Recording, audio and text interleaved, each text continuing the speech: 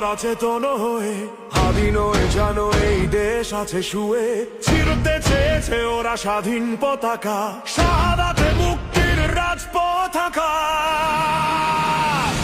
জেগেছে জেগেছে হাদি প্রতি ঘরে ঘরে, লাল খুনে হাদি আসে রাজপথ ধরে। সহস্র মিছিলের সম্মুখে দেখো, প্রতি প্রাণে আছে হাদি খুনি মনে রেখো।